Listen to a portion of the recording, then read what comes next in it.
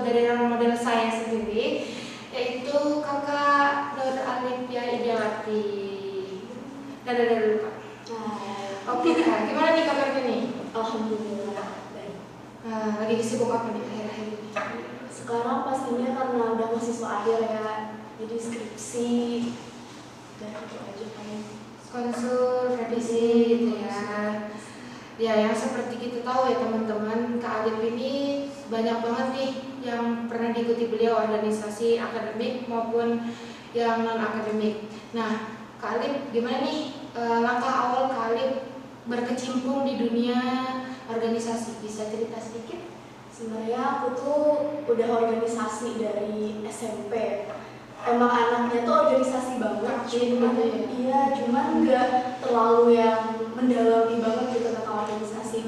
Jadi awalnya itu aku kan organisasi pertama tuh OSIS di SMP. Nah itu tuh kayak apa ya, tertariknya karena keren aja gitu, ngelihat kakak tingkat, wih asik ya, kayak bisa banyak kegiatan gitu di sekolah, nggak cuma belajar. Terus juga kadang anggota OSIS tuh kan dipanggil event-event kayak gitu, jadi kayak keren kayak gitu.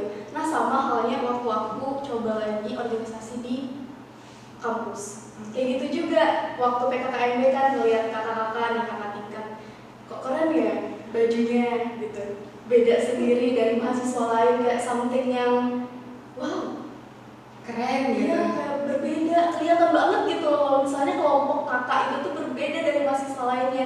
Jadi itu juga yang bikin aku kayak kayaknya kok pengen deh gitu, coba lagi untuk organisasi.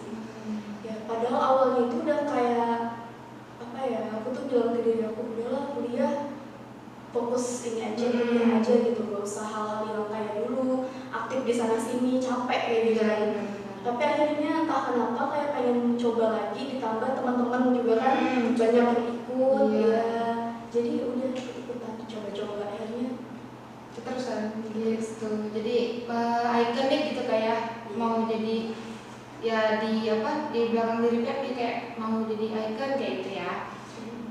Ya gitu ya. Habis itu baru kita tahu juga nih, karena beberapa bulan yang lalu kita habis lengseran nih ya, yang kita tahu beberapa periode lalu ya, dia seorang ketua umum Dewan Perwakilan Mahasiswa Fakultas Farmasi. Gimana Kak kendala selama satu periode menjabat sebagai ketua umum? wah itu pokoknya bener-bener kacau banget, karena aku kan rencananya itu target ya sebenarnya nggak mau berorganisasi lagi, cukup sampai aku di semester 3 ya, udah cukup sampai di 5, nggak mau lagi karena udah ngerasain capek gitu loh, kayak ngimbangi organisasi sama akademik itu capek. Ya tapi akhirnya ada suatu hal yang mengharuskan aku untuk terjun lagi.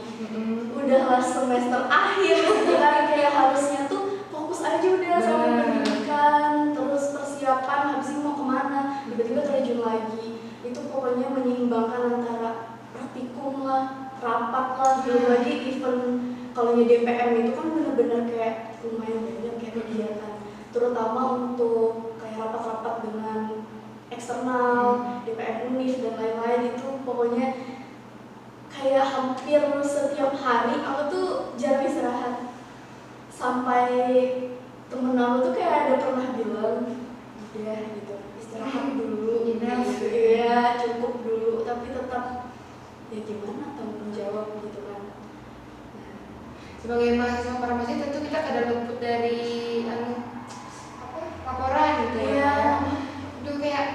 Gimana nih seorang Kak Alif menyesuaikan sebagai ketua DPM dan aku nih farmasi gitu. Nah itu pentingnya kita punya yang namanya sistem pengelolaan waktu.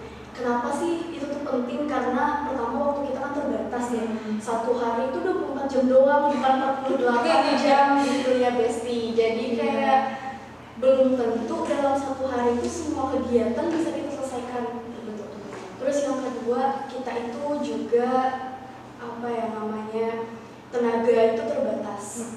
Ibaratnya HP ya dipakai terus pasti berkurang baterai, gitu juga kita. Terus juga kitanya terbatas, kita nggak bisa kayak amuba gitu, memulai diri, buangin gitu. berbagai tempat nggak bisa. Jadi aku tuh biasanya menerapkan yang namanya sistem pengelolaan waktu yang ada di buku itu, judulnya The 7 Habits of Highly Effective People, kalau nggak salah itu punya Stephen Covey. Itu dia kayak menerapkan 4 kuadran prioritas gitu loh. Nah, di kuadran pertama itu tuh kita meletakkan hal yang mendesak dan penting, yang dimana di situ tuh kayak hal-hal ini misal nggak kita lakukan sekarang itu kan berdampak besar gitu untuk kehidupan kita. Terus juga mungkin deadline-nya nih sebentar lagi. Ya, nah aku meletakkan di kuadran 1 itu adalah akademikku. Karena mau gimana pun ya, aku tuh sering banget dinasihatin oleh teman, sahabat, sama keluarga kayak, kamu tuh tujuan kuliah apa sih? Ya, Kamu pengen organisasi atau pengen ngejar apa yang dari awal pengen kamu kejar? Bukan pengen ngejar kayak lulus dengan nilai lulus. Otomatis kan pendidikan harus diutamakan. Iya. Nah, jadi oh ya udah, aku tentuin itu sebagai prioritas utama di kuadran 1. Di kuadran 2-nya itu adalah hal yang penting tapi itu nggak mendesak. Maksudnya hal masih yang bisa next. iya, masih bisa next, masih bisa kita rencanakan gitu. Nah, di situ aku meletakkan organisasiku. Misalnya kayak rapat, ya itu penting, tapi ya nggak mendesak-mendesak juga. Kalau misalnya aku tunda, ya pasti nggak apa-apa gitu, masih bisa direncanakan setelah urusanku di kuadran 1 selesai. Nah, setelah itu ada juga namanya kuadran 3. Aku meletakkan organisasiku juga di situ. Di kuadran 3 itu adalah hal yang mendesak, tapi itu nggak penting-penting banget gitu. Contohnya kayak ada event di organisasi. Misalkan aku di situ jadi ketua atau sekretaris gitu kan, yang posisinya lumayan penting tuh. Ini aku diminta hadir, tapi di satu sisi kayak ya kalau misalnya aku hadir itu kan acaranya tetap berjalan, aku nggak hadir acaranya juga tetap jalan. Iya. Tapi aku masih ada hal yang harus aku prioritaskan gitu daripada itu. Jadi aku akan memilih itu untuk dikesampingkan dulu atau diwakilkan dulu. Karena kan dalam suatu organisasi itu ya, kalau ayah tahu, kan kita nggak cuma bergerak sendiri. Kita punya struktur, kita punya ketua, terutama untuk ketua pasti punya wakil kan. Nah, kalau misalnya emang ketuanya berhalangan, ya wakil pasti harus turun. Iya, turun, dan pasti akan ada gitu yang wakil yang nggak harus kita terus kayak gitu. Presiden aja tuh kalau misalnya kunjungan nggak perlu dia yang hadir kan. Nah, kalau misalnya terakhir nih di kuadran 4 itu adalah hal yang dihapuskan. Itu hal yang nggak mendesak dan nggak penting juga. Misalnya kayak apa ya, nonton TV atau nonton acara kesukaan aku di YouTube gitu. Ya itu kalau misalnya dikesampingkan dulu atau nggak dikerjakan di hari itu ya it's okay, nggak akan mempengaruhi apa-apa. Hal random, lebih ke hal random gitu kayak. Dan juga untuk memaksimalkan akademik aku terkadang tuh pakai sistem time blocking. Time blocking itu kayak kita ngeblok 1 hari buat ngerjain apa yang kita prioritaskan. Jadi misal besok ada praktikum, laporan banyak gitu kan, terus ada juga kuliah, ada tugas. Aku terkadang pakai 1 hari sebelumnya di blok 1 hari full, jangan ganggu aku untuk pekerjaan organisasi. Aku akan mengerjakan akademikku. Nah, kayak gitu. Struggle ya teman-teman ya. Nah, dari semua struggle itu Kak, sudah apa di posisi Pian yang mahasiswa akhir, terus organisasi aktif juga, tambah lagi nih kabar Pian mengikuti PKM. Gimana tuh cerita nyeburnya ke situ tuh gimana sih? Bingung ya. Sebenarnya itu kayak gini. Aku tuh udah pernah ngikutin PKM sebenarnya sebelumnya waktu semester 1 atau 2 ya nggak salah. Itu dengan kakak tingkat. Nah, melihat kan tuh kekeosannya, sibuknya, kayak skripsi juga, bimbingan dan lain-lain. Akhirnya tahun-tahun berikutnya tuh nggak mau nyoba karena capek banget. Gitu ya, ya. capek mikir kan di situ di PKM itu. Nah, kalau yang PKM yang tahun ini itu tuh kayak apa ya?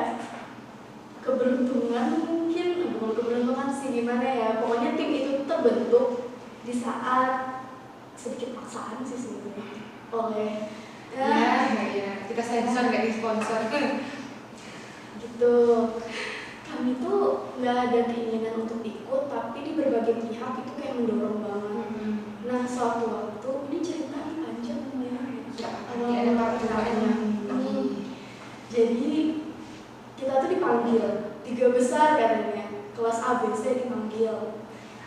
ujung kelas B tiga besarnya.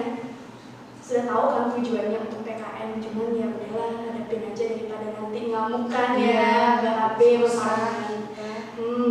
Terus pas nemuin disuruh lah bentuk tim, dikasih nasihat dulu tuh, pencerahan, harus ikut bla bla bla, pokoknya bentuk tim temui Ibu Siti kata beliau.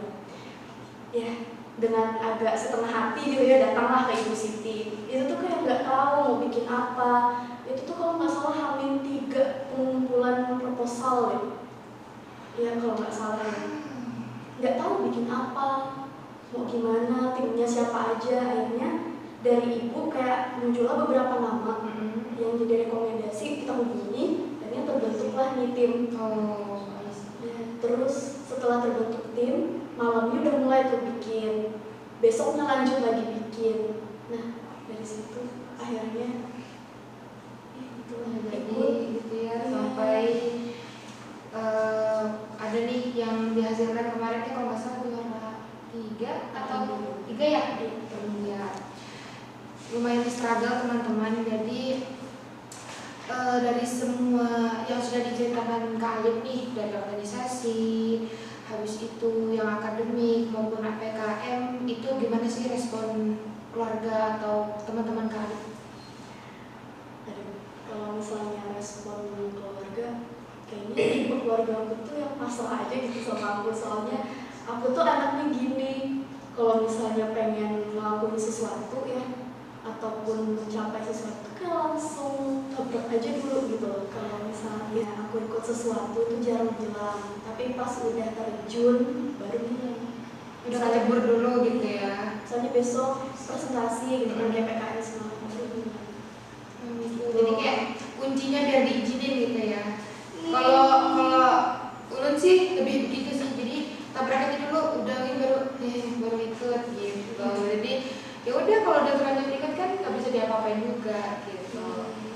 Nah dari sepanjang cerita Pian tadi, dari awal duta, organisasi eksternal maupun internal, di situ Pian ada nggak sih dapat cibiran atau dari siklus pergaulan Pian, ada nggak sih yang paling tidak ada pos-posnya ikut terus ya gitu, ada nggak sih Kak? Alhamdulillah kalau misalnya di lingkungan kampus ya nggak ada, orang-orangnya baik-baik dan support semua.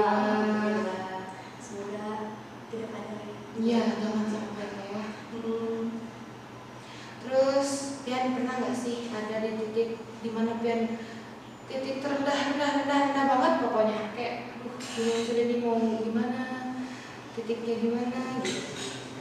Ada, pastinya ada lah ya. Semangat-semangatnya orang pasti ada. Dan itu nggak terlalu lama juga. Kapan ya waktu aku masih di DPM rasanya kalau nggak salah. Pokoknya aku kayak malas melakukan semuanya. Kayak ya udah kuliah apa adanya, organisasi apa adanya. Kayak udah capek aja gitu sama hidupku. Kayak gitu. Nah dari semua cerita Kak Alif yang dari awal sampai akhir ini, Kak closing statement dong buat podcast ini. Prinsip-prinsip hidup yang masih Kak Alif pegang sampai detik ini itu apa sih? Pokoknya kalau masih muda itu terus aja, coba terus semuanya. Pokoknya ya kapan lagi gitu bisa coba. Kalau misalnya kita udah berkeluarga gitu kan, itu akan sulit untuk mencoba hal-hal yang kita ada keterbatasan gitu kayak. Pokoknya jangan takut, jangan ragu. Kalau misalnya kamu pengen, take it gitu. Amin terus. Harapannya buat Kemover nih gimana? Sebagai demisioner. Sedih ya udah semester akhir teman-teman. Untuk Kemafar semoga bisa makin solid gitu, nggak cuman sekadar teman organisasi tapi bisa jadi keluarga yang saling support, entah itu dari apa ya, saling support akademik misalnya, bantu-bantu adik-adikan, atau saling sharing ilmu, laporan dan lain-lain. Jangan cuma sebatas organisasi aja gitu. Terus juga semoga banyak proker-proker yang bisa membawa apa ya, kayak mahasiswa-mahasiswa agar lebih aktif lagi kayak gitu. Terus juga semoga Kemafar bisa menjadi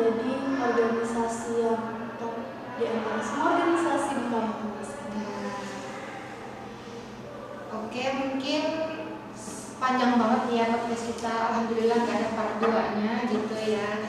Mungkin podcast hari ini cukup sekian dari saya Anissa Garta. Oke, terima kasih. Assalamualaikum warahmatullahi wabarakatuh.